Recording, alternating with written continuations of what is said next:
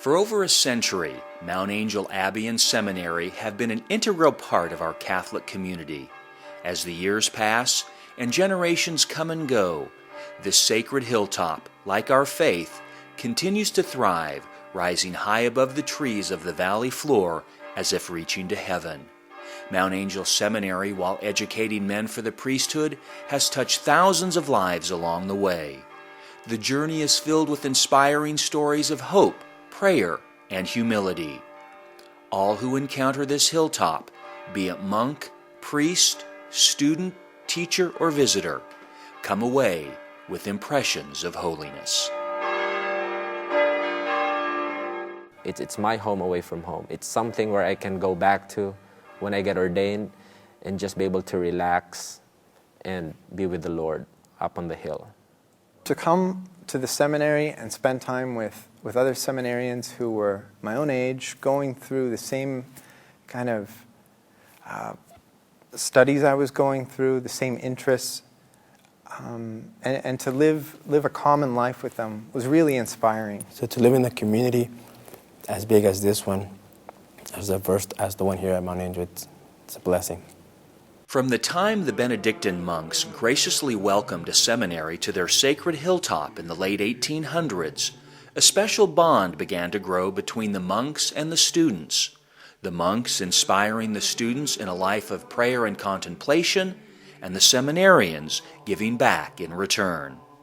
It's not just we giving to them, they also give to us. They're a wonderful witness of young men who are opening their lives and their hearts to Christ, preparing for their own, striving to identify with Christ, the Good Shepherd. And when we see them doing that so wholeheartedly, and it's great inspiration to us too. So it works both ways. Father Pascal Chalene has been teaching on the hilltop for nearly 40 years. He has seen many positive changes over the course of time, including a growing faculty. Still, the Benedictine spirit is passed along to the seminarians in their education. Father Pascal says the commitment to forming the entire person, be it spiritually or intellectually, is what makes a Mount Angel education special and is remembered by its priests for years to come. It's one of the joys of my life to see them see the value of something like art history, and maybe 3, 4, 5, 6, or 8 or 10 years later to get a card from one of these guys that I taught some years ago from Chartres Cathedral in France or from Rome, and saying, "Father, I finally saw it. I finally saw what you taught us about." And I love it. I mean, it touches my heart when they do that. And that's happened many, many times. The quality of instruction and inspiration continues to this day as professional educators from around the world have discovered Mount Angel. Writing and speech instructor Kathy Akiyama remembers how moved she was by the seminary when she first interviewed for her position 14 years ago. It just seemed like an incredibly spiritual place, but also grounded in the human elements. And years later, I met Patricia Hampel, who is considered a very good memoir writer. And she came to talk at the seminary, and she and I were talking at dinner after she had spoken with the students. And she mentioned her first night up at the seminary, because she had been staying for a few days.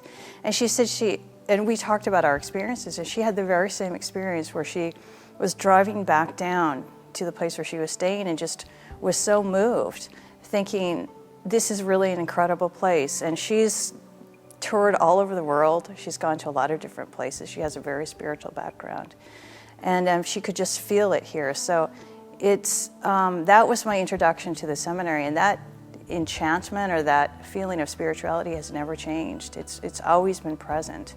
Father Ken Sampson, pastor of St. Mary's Star of the Sea Church in Astoria, spent 8 years studying at Mount Angel before his ordination 3 years ago. He prays more young men will find their calling at the seminary, inspired by the community.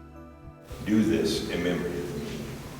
If you are given the opportunity to come to Mount Angel, I would consider it a great blessing. I For me, that's a big key of why I'm still here in Oregon. I love the hilltop. It's been a big part of my life, and I didn't realize at the time how many lifelong friendships I might develop out of that, that sense of family that's still with us, I think, and it's just a very unique setting. So to be able to study in that type of environment where you feel like everybody is cheering you on, everyone is in support of what you're trying to do, is invaluable.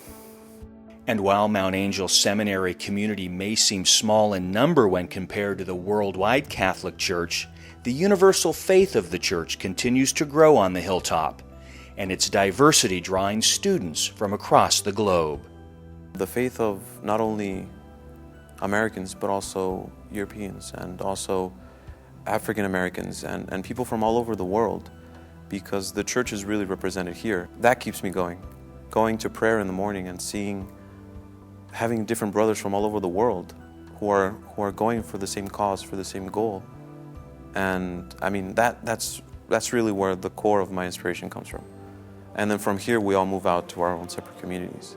It's really an amazing place.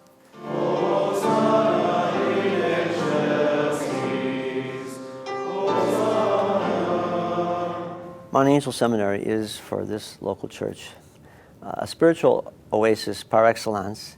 It's the place where the men who are going to serve our church in the days to come grow in holiness, are educated in the tools they need in order to be effective gospel ministers, and really a resource that the rest of us can take advantage of, to go there to pray, to enjoy the beauty, and I think just to be strengthened in our own commitment that the life of service isn't, of course, just for the clergy, it's for all of us.